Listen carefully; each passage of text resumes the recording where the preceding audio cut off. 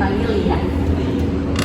Ya, perkenalkan saya Dia apa kesibukannya sekarang? Saya Bapak sekarang lagi jadi tenaga honor di salah satu SMP di kota. Biasa di mana? Bapak tahu SMP 6 Gorontalo? Oh iya tahu, yang dekat lampu merah di dekat kampus itu ya? Iya, yang di perempatan situ ya. Saya jadi tenaga honor di situ. Kebetulan. Sudah berapa lama? Saya baru sih Bapak, soalnya masih memberanikan diri untuk bersosialisasi dengan lingkungan baru. Jadi saya baru 6 bulan. Terus selain honor apa sih sebutnya dia Selain saya honor kan Bapak tahu kan honor itu gajinya kecil. Jadi saya berusaha untuk mencari penghasilan tambahan, kayak saya mencoba membuat es krim untuk dimasukkan di komisi sekolah. Terus tadi dia kesini naik apa? Sendiri atau ada teman? Karena kebetulan hari saya kesini agak sorean pas jam pulang kerja, makanya saya masih pakai baju kerja kan hari Jumat juga, jadi kayaknya santai. Saya nebeng ke rumah teman saya nebeng dengan teman yang kebetulan mau pulang ke rumah. Kebetulan sekarang saya nebeng. Jadi dari sekolah langsung ke sini? Iya, di sekolah langsung ke sini karena ada beberapa hal yang ingin saya diskusikan dengan Bapak. Terus itu sudah niat berarti dari sebelumnya atau memang tiba-tiba lewat singgah di sini atau gimana? Kebetulan saya memang sudah beberapa minggu sudah mencari-cari informasi tentang tempat di mana untuk konseling, karena saya mempunyai beberapa masalah yang cukup mengganggu pikiran saya Bapak. Kayak saya bingung mau bercerita kemana karena kan saya baru di sini Bapak, saya pendatang, saya baru di sini dari tahun lalu dan saya berusaha untuk masuk ke sekolah kan, jadi saya masih mencari-cari tempat yang dapat untuk bercerita dan saya menemukan bio ini Bapak. Dan akhirnya saya menghubungi admin dan sekarang ketemu dengan Bapak. Kalau sebelumnya pernah konselingnya atau baru ini pertama kali? Sebelumnya saya pernah konseling sih Bapak. Nanti sekarang saya mau mencoba dan memberanikan diri konseling. Dia sudah mau datang ke sini untuk bercerita, sudah cari tempat untuk konseling cerita. Jadi dengan kamu bilang baru pertama kalinya kan diceritakan sedikit di sini, kamu silakan bercerita. Pasti di sini saya akan dengarkan. Saya juga harapannya kamu bisa terbuka dan jujur apa yang kamu alami supaya saya bisa membantu kamu memahami apa yang kamu rasakan.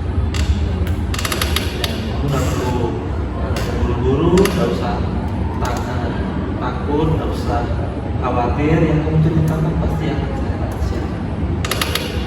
Silahkan ceritakan dengan santai saja.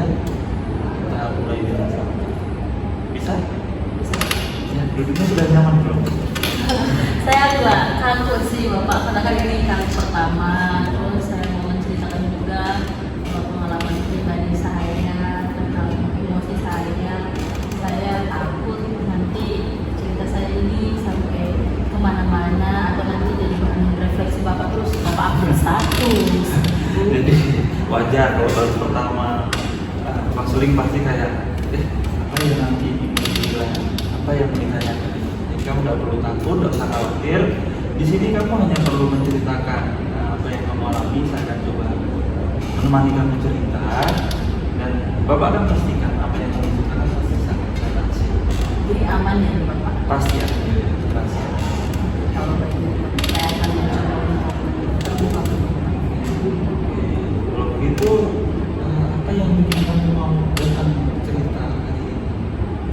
Kan tadi saya sudah bilang ke Bapak, kalau di sini saya pendatang. Iya. Saya baru tahun lalu udah di sini karena saya bosan sebenarnya di kampung. Jadi memberanikan diri untuk menjadi tenaga honor di sini karena ada lowongan kebetulan di sini. Dan ini kali kedua saya mencoba untuk mengajar. Karena kali pertama itu pas saya masih PPL. Nah, saya kan sudah kerja, jadi vibes-nya berbeda. Ketika saya kerja, Bapak, saya merasa bahwa kemampuan saya sebagai seorang guru itu kayak tertantang.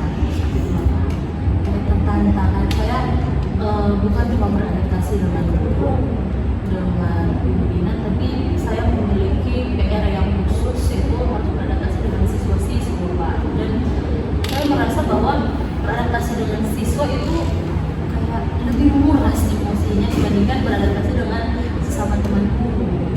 Seperti itu, Bapak. Jadi kalau kamu itu bilang tadi mengajar itu banyak tantangannya, Iya. baik dari bersosialisasi dengan teman sejawat, dan yang paling berat itu yang kamu rasakan itu di bagaimana bisa mengelola kelas, bagaimana bisa memahami siswanya kamu.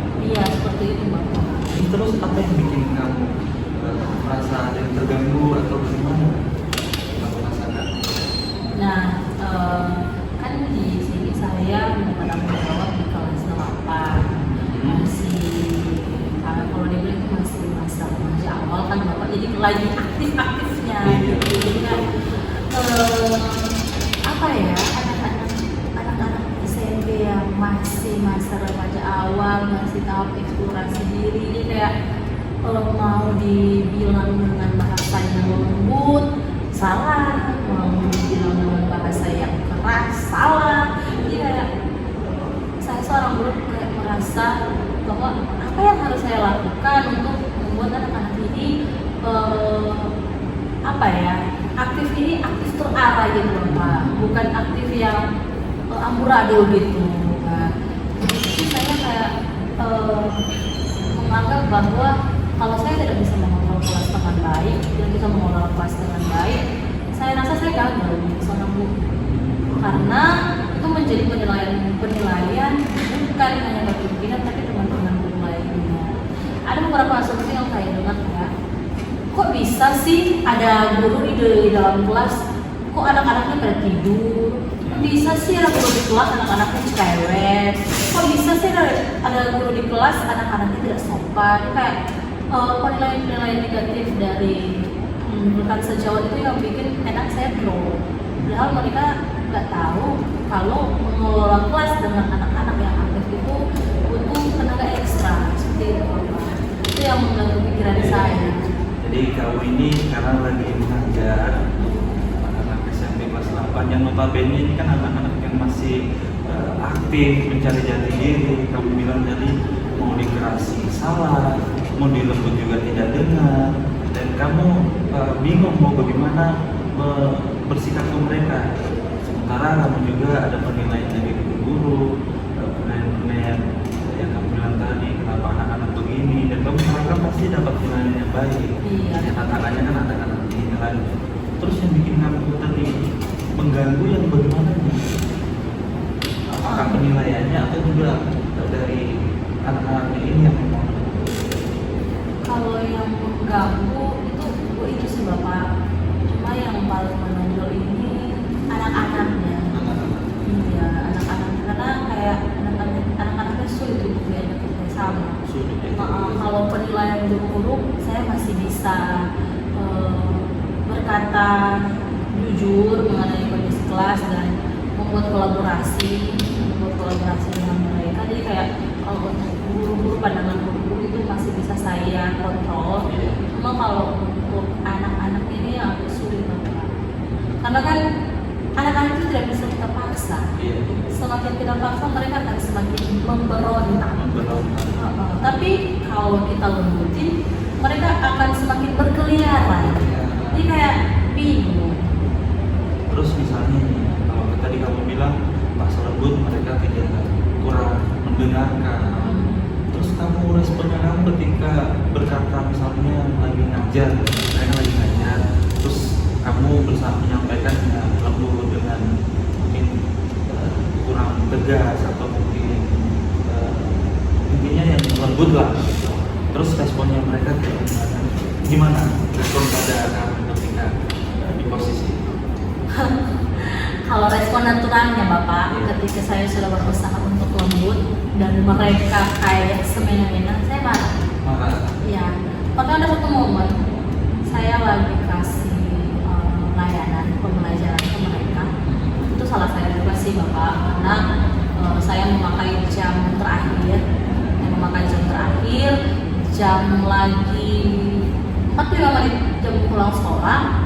Nah, pas saya kasih layanan, belum closing, mereka sudah berekspresi hendaknya mau pulang sekolah.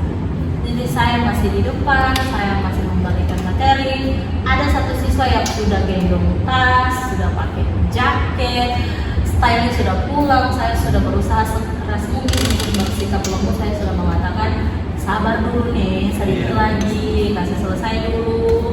Ibu mau baru menjelaskan, baru terus sama-sama berdoa pulang. Tidak diindahkan. Mereka lebih menjadi-jadi. Ibu-ibu saja pulang sekolah, langsung pulang atau belum. Jadi kayak Tasu berusaha lembut, padahal nggak respon, tak marah. Marah yang bagaimana? Responnya bagaimana? agak melanggar kode etik guru sih, tapi kan kita punya batas kesabaran masing-masing. Ya, ceritakan saja. Jadi Jaga. saya rasa ini sudah melanggar, sudah melewati batas kesabaran saya. Saya buka pintu besar-besar. Yang awalnya pintu itu saya tutup. Memang saya tutup untuk menjaga mereka agar tetap aman dalam kelas, kondisi kelas tetap terkontrol. Saya buka. Saya buka besar-besar, terus saya katakan, kalau mau pulang, keluar dulu. Keluar. Ibunya tidak terima siswa yang mau belajar di sini. Ibu lebih baik cuma 5 orang di sini, yang penting 2 orang betul-betul belajar deh ibu, daripada ada 20 orang yang semuanya fokus ke belajar. Keluar, kalau mau keluar. Puji Tuhan ya, tidak ada yang keluar. Saya bingung sih kalau di posisi itu Bapak, kalau memang ada yang keluar. Saya tidak tahu saya mau jadi bagaimana. Spontan tadi itu responnya. Iya, spontan. Itu dengan perasaan yang sudah marah, yang sudah getun dengan sikapnya. Iya, betul. Terus setelah kamu tadi bilang itu dan responnya anak-anak tadi katanya tidak ada, bilangnya tidak sampai ada yang keluar. Diam mereka. Iya. Terus bagaimana perasaan kamu? Apa yang kamu pikirkan sekarang? Kayak yang ada di pikiran saya kayak menyesal gitu, kayak kenapa saya tidak lebih sabar menghadapi mereka, kenapa respon saya harus marah, kenapa respon saya harus mengusir, kenapa saya tidak mencoba untuk dengan hal yang lebih santai, lebih slow, kenapa saya harus marah. Jadi kayak tanda-tanya dalam diri saya. Ada tanda-tanya dalam ini kan? Tanda-tanya seperti apa? Kayak aku harus buat apa yang bisa bikin mereka ini patuh, tahu aturan, tapi tidak terkontrol sepenuhnya. Kayak gitu. Jadi kayak merefleksikan diri sendiri. Merefleksikan diri sendiri. Tadi kamu bilangnya kan maunya mengajar itu dengan lemah lembut. Cuman kalau dengan lemah lembut itu anak-anak jadi kurang mendengar. Setelah kamu tadi bilang bersikap tegas sampai marah tadi, anak-anak akhirnya mau mendengarkan. Terus ketika kamu paham dengan masalah itu, apa yang mau kamu lakukan? Apa yang kamu lakukan setelah itu? Kamu sudah bisa sadari. Setelah saya sadari semua proses yang saya lewati, saya tidak bisa sendiri. Intinya bapak saya tidak bisa sendiri. Saya butuh bantuan. Karena kan saya guru honor baru. Saya belum mengenali karakter anak-anak 100%. Saya butuh bantuan dari wali kelas. Karena kan di situ saya guru BK kan Bapak. Jadi saya butuh bantuan dari wali kelas. Hal pertama yang saya lakukan selain merefleksi diri, saya datang ke wali kelas Bapak. Saya curhat ke wali kelas. Saya menceritakan kejadian tadi di mana saya marah pada siswa. Saya bilang begini-begini dan respon wali kelas, puji Tuhannya respon wali kelas sangat kooperatif. Wali kelas Bapak kayak wali kelas menyarankan untuk membuat hal-hal yang berbeda kayak memang wali kelas bilang memang kelas itu kelas unik. Kelas unik. Iya. Kelas unik itu maksudnya? Kelas unik karena di situ kan kalau di kelas lainnya aktif itu 5 sampai 6 orang. Di Iya. situ rata-rata hampir semua 30 orang aktif semua. Tapi aktifnya ini yang bagaimana dulu? Iya, aktif selayaknya anak-anak yang tidak mau belajar yang monoton, anak baru yang suka bermain di luar, Iya. suka belajar yang mengenai alat di luar, baru suka guru yang seru begitu. Jadi kayak bapak wali kelas bilang, Mem, di situ memang anak-anak yang unik, anak-anak yang suka bereksplorasi. Jadi ketika menghastai satu pembelajaran, satu layanan yang monoton, otomatis anak-anak bosan. Dalam respon bosan berarti itu dong Bapak. Jadi dapat saran dari wali Iya, kelas. dapat saran juga dari wali kelas. Kalau memang anak-anak di situ dikatakan unik karena memang banyak tingkahnya, aktif, dan wali kelas tadi bilangnya untuk strategi yang berbeda. Iya. Untuk saat mengajarnya. Terus dari setelah ketemu wali kelas itu, terus katanya tadi dapat saran dari wali kelas yang harus lakukan selanjutnya. Selanjutnya saya lakukan itu Bapak, saya mencoba untuk mengganti metode. Membuat satu layanan yang lebih seru pastinya. Dan awalnya kan saya kasih layanan yang berbasis kelompok. Iya. Jadi ada diskusi kelompok. Tapi saya lihat itu kurang efektif. Karena beberapa siswa hanya mengharapkan satu orang Jadi yang tidak aktif bekerja, semua. iya, satu orang yang bekerja, yang lainnya itu cuma mengharapkan itu. Akhirnya saya mengganti metode dengan cara membuat refleksi mandiri. Iya. Nah, per kerja per individu. Lalu saya juga mengganti metode untuk lebih kreatif kayak game. Gitu ya. Awalnya saya hanya ceramah, saya mengganti metode dengan games. Dan puji Tuhan ya, layanan yang saya berikan itu bisa berkembang, anak-anak jadi aktif. Dan yang paling penting ternyata selain mengganti metode dan strategi yang layanan, yang paling utama itu adalah komunikasi dengan anak. Itu yang saya sadari Bapak.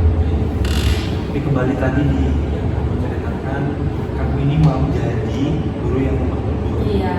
Cuman tantangannya anak-anak di sana kalau di lemah lembut ini, kalau bahasanya orang di sini cuma pandang enteng. Iya.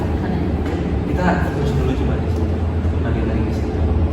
Kalau memang itu yang kamu mau kayak saya jadi lemah lembut, itu tepat tidak kamu berikan atau bersikap seperti itu ke anak-anak? Setelah kamu tadi bilang anak-anak ini susah, atau memang kamu belum mencoba terus atau bagaimana?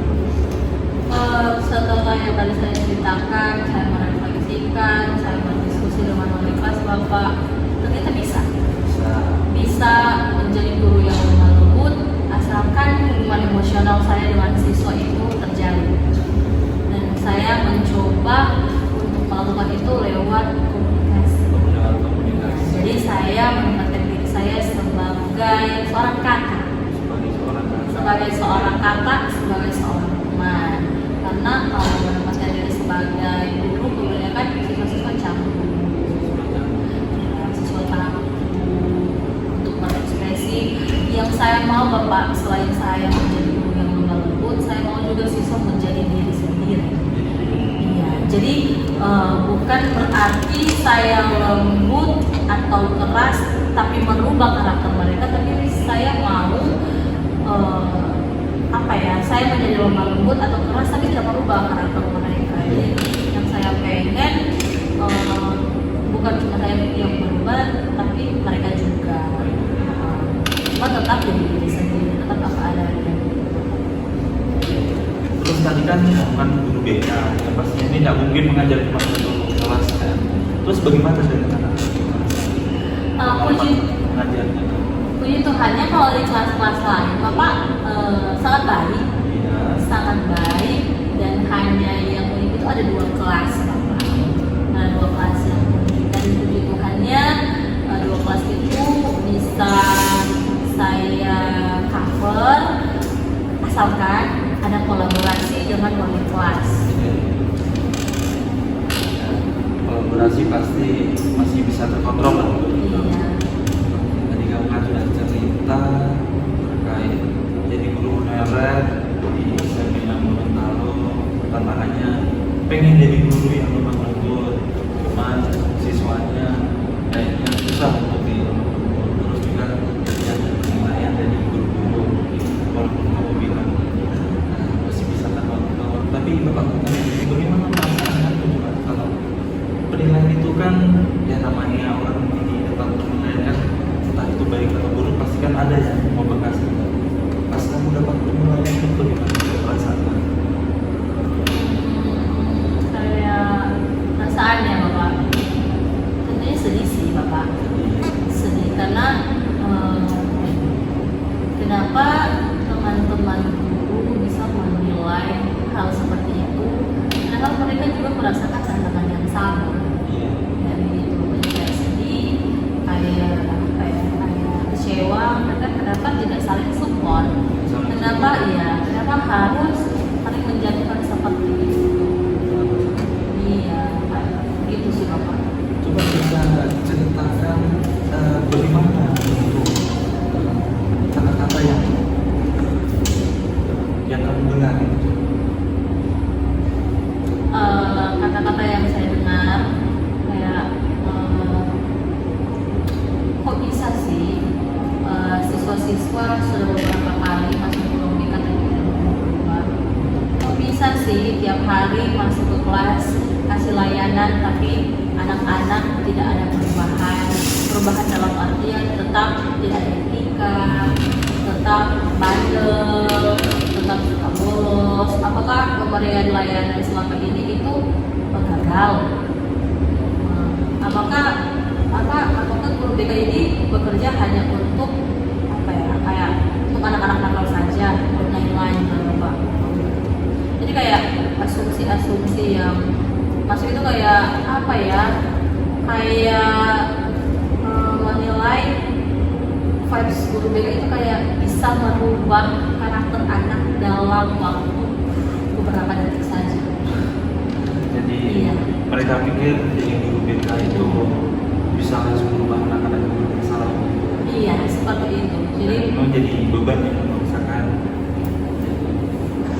bikin kamu tidak merasa enak. Kalau itu yang kamu ceritakan yang sampai sekarang yang bikin kamu bertahan sampai yang bisa jadi tetap kuat apa? hal yang bikin saya kuat ya menghadapi karakter anak-anak yang seperti itu. Ya, karena ini mimpi saya. Ini mimpi saya.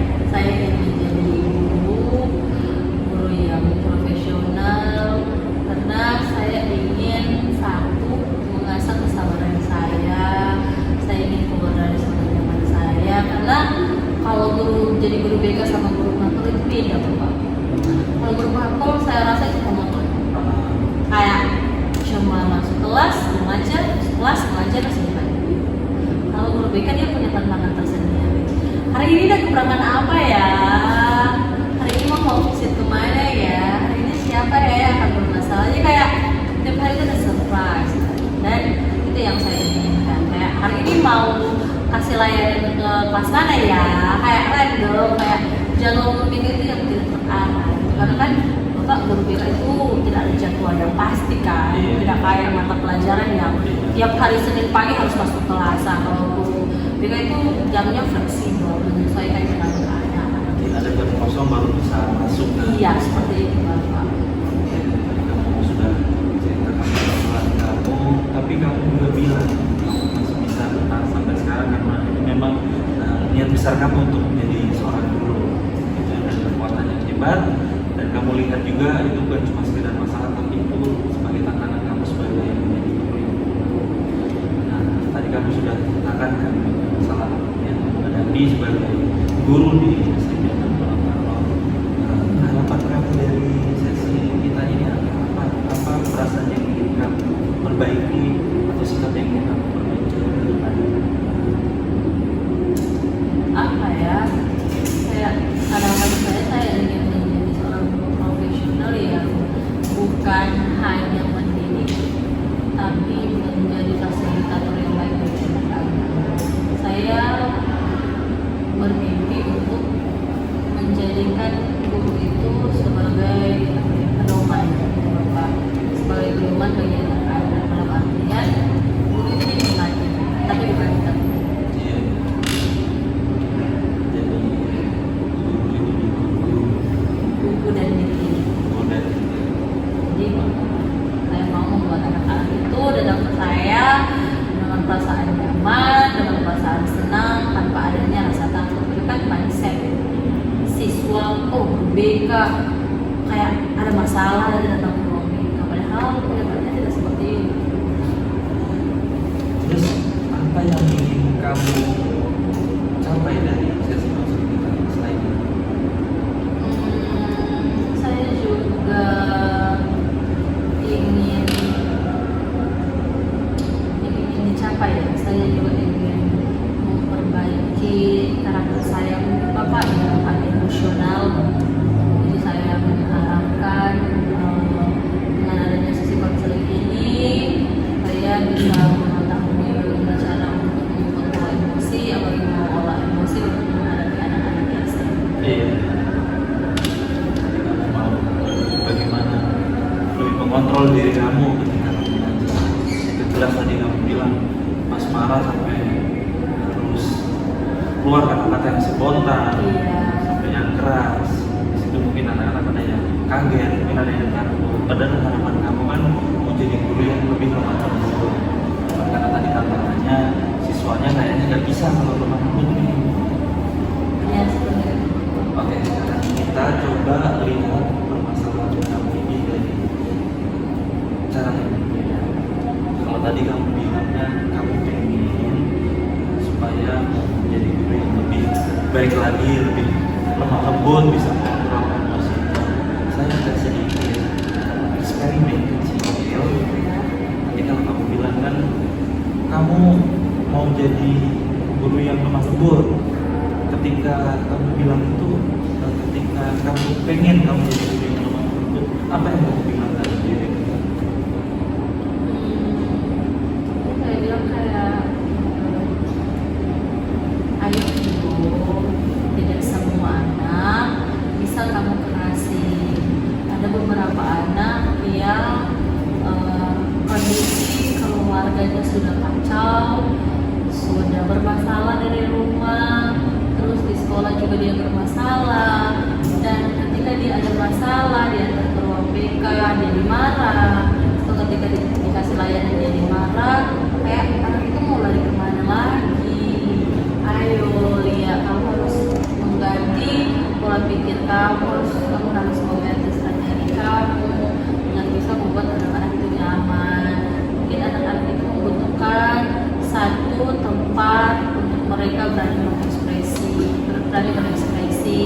Mungkin ketika bersama kamu mereka lebih nyaman, makanya mereka lebih aktif dengan kamu dibandingkan dengan keluarga mereka. Mungkin seperti itu yang ada di pikiran saya ketika saya berusaha Misalnya kamu jadi guru yang tegas, apa yang kamu bilang? Kalau saya menjadi guru yang tegas, kayaknya saya akan mengatakan bahwa anak-anak ini memang dari rumah sudah biasa dikerasi atau seperti apa ya. Lalu kayak kalau saya bersikap tegas begini, mereka akan lebih menghargai saya atau mereka akan takut ya. Terus kayak kalau saya bersikap tegas begini, mereka akan trauma atau enggak ya? Mereka akan kecewa enggak sama saya? Apakah ketika saya berusaha untuk tegas, mereka akan menjadi karakter yang lain? Tidak. Atau apakah mereka akan lebih leluasa untuk mengekspresi atau tidak? Seperti itu sih Bapak. Jadi kayak kalau saya berusaha untuk menjadi karakter yang keras, kayak tanda tanya di kepala saya. Sekarang saya ada sedikit eksperimen.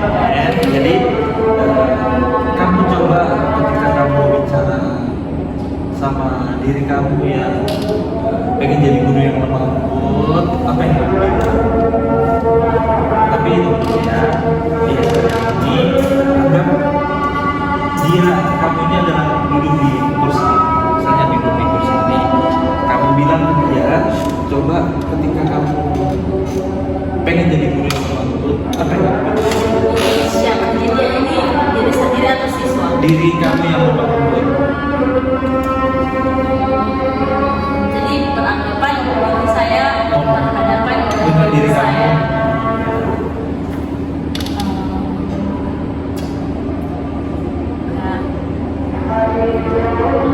Kenapa sih? Kenapa saya harus menjadi guru yang lemah? Ya karena kalau saya tidak lemah lembut, anak-anak mau lari ke siapa? Anak-anak mau curhat ke siapa? Anak-anak mau share ke siapa? Sedangkan kalau di rumah saja kacau. Teman-teman mungkin teman-teman yang tadinya mereka belum percaya. Saya sebagai seorang guru yang membantu mereka, yang mereka anggap sebagai orang tua, saya harus menjadi guru yang nyaman bagi mereka. Dengan cara saya harus menjadi guru yang lemah lembut. Kalau tidak menjadi guru yang lemah lembut, mana mungkin anak-anak akan berani bercerita ke saya. Jadi kayak saya harus membangun diri yang lemah lembut. Memang sangat sulit, tapi saya yakin saya bisa. Bisa kan? Bisa. Perasaan kamu tadi pas bilang begitu, yang kamu sadari setelah kamu tadi bilang ke diri sendiri, menjadi guru yang lembut, apa yang kamu sadari? Yang saya sadari bahwa itulah tantangan guru. Itulah tantangan guru kayak tidak semua fase itu fase baik-baik saja. Pasti ada tantangan dan mungkin tantangan itu ada di situ. Kayak untuk mencapai proses dari guru yang lemah lembut harus jadi guru yang barbar terlebih dahulu. Harus jadi guru yang barbar dulu. Supaya tahan uji, supaya dia punya kesabaran bisa sampai. Oke, sekarang coba kita ganti, kamu bicara sama diri kamu yang harus jadi guru yang tegas, guru yang tidak lagi lemah lembut. Apa yang kamu bilang? Kamu itu harus jadi guru yang bijaksana loh. Kalau kamu tidak jadi guru yang bijaksana, tidak jadi guru yang keras, selalu mengiyakan apa kata murid, selalu memaklumkan apa yang mereka bilang, apa yang mereka lakukan, kamu akan tidak dianggap. Jadi kamu harus menjadi guru yang bukan hanya lembut lembut, tapi harus dimix. Kamu harus dimix. Karena kayak jadi guru yang bijaksana, keras tapi lembut tapi keras. Kayak ada satu momen kita harus jadi keras yang terdidik dan lembut yang terdidik. Bukan keras yang sarkas dan lembut yang lembut yang brutal, tapi kayak harus ada di tengah-tengah. Harus tahu menempatkan diri. Iya, seperti itu. Jadi kayak harus ada penguasaan diri. Jadi harus tahu, oh ternyata momen ini kita harus jadi keras, oh momen ini kita harus jadi lembut. Tadi Bapak mau tanya apa yang kamu dapatkan, kayaknya coba kamu refleksikan apa yang kamu maksudkan setelah tadi kamu bicara pada dirimu yang jadi guru yang lembut dan bagaimana bicara sama jadi guru yang harus tegas. Apa yang kamu sadar? Saya baru sadar sekarang sih Bapak, ternyata kita jadi guru itu harus fleksibel. Kita harus menyesuaikan dengan keadaan siswa. Karena ada beberapa siswa yang tidak bisa dibuat keras, ada yang beberapa siswa yang tidak bisa dibuat lembut. Jadi kayak kita harus menyesuaikan dengan masing-masing karakter siswa. Nah, apalagi kalau dalam satu kelas ada yang karakter campur-campur. Jadi kayak kita harus netral, harus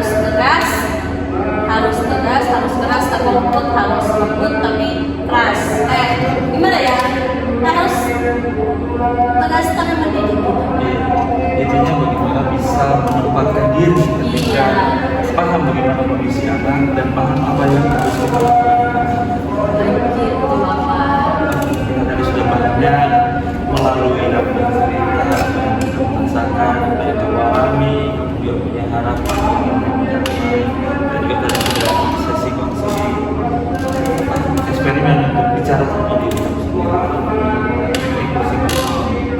Terus sekarang Bapak mau tanya, ada lagi tidak yang ingin kamu sampaikan? Masih ada tidak yang ingin kamu ceritakan tentang bagaimana perasaan kamu?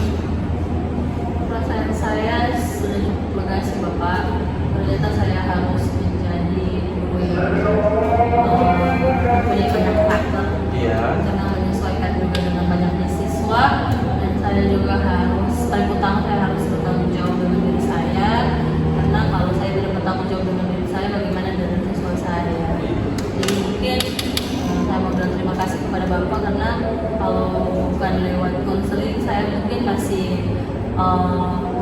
masih bertanya-tanya dalam pikiran saya, kenapa saya bisa begini, apa yang harus saya lakukan? Ternyata kan tuh beri jawaban ada pada diri sendiri. Cuman saya ini cuma membantu kamu apa yang kamu rasakan, dan kalau itu yang kamu rasakan sekarang, saya juga makasih kamu juga sudah banyak cerita dan terbuka hari ini. Apa yang setelah ini mau kamu lakukan? Yang saya lakukan yang pasti saya akan mulai dengan menjadi pribadi yang lebih terbuka kepada siswa, menerima setiap karakter mereka, karena kalau saya tidak bisa menerima karakter mereka pasti ada pikiran-pikiran oh saya gagal, karena ekspektasi yang ada di pikiran saya. Makanya saya akan berusaha yang paling pertama, langkah yang akan saya lakukan itu membuka diri, berbaur dengan peserta didik, lalu saya akan menjadi pribadi yang ramah. Saya akan mengenali dulu karakter mereka, potensi mereka, lalu saya akan menyesuaikan dengan pribadi saya. Jadi langkah-langkah yang kamu mau lakukan ini semoga dipermudah darinya, semoga bisa kamu lakukan dengan baik. Jadi, bagaimana perasaan kamu tadi setelah banyak cerita? Lega. Jadi saya rasa cukup dulu ya sesi kita untuk kali ini. Nanti kalau memang siapa tahu kamu mau cerita lagi, siapa tahu dan yang kamu lakukan mungkin ada kendala, kamu boleh datang cerita lagi ke Bapak. Oke, nanti mungkin beberapa hari ke depan saya akan datang ke Bapak. Kalau Bapak stay di sini atau? Ya, saya selalu di sini. Nanti kamu bisa hubungi di nomor admin itu, ada nomor saya. Nanti ada namanya Pak Agung, kamu bisa hubungi nomor. Oke Bapak, nanti mungkin saya akan konsultasi mengenai apa yang saya lakukan tadi, dan mungkin saya akan sering mengganggu Bapak ya. Tidak masalah, itu memang tugas saya untuk mendengarkan kamu bercerita. Jadi kamu silakan datang, saya akan coba mendengarkan dan membantu kamu memahami apa yang kamu rasakan. Dan saya terima kasih kamu sudah banyak berbagi hari ini, dan kamu sudah bilang untuk sampaikan, dan semoga apa yang sudah kamu mau lakukan tadi yang kamu sudah merencanakan berjalan dengan baik. Terima kasih Bapak sudah mendengarkan dan sudah menerima saya. Kalau pesan di sini, saya harap rahasia saya dijaga ya Bapak. Pasti saya akan menjaga apa yang kamu berikan. Bapak, saya mau permisi dulu, soalnya saya tadi sudah bisa permisi. Oh iya. Bapak terima kasih. Terima kasih juga. Ya.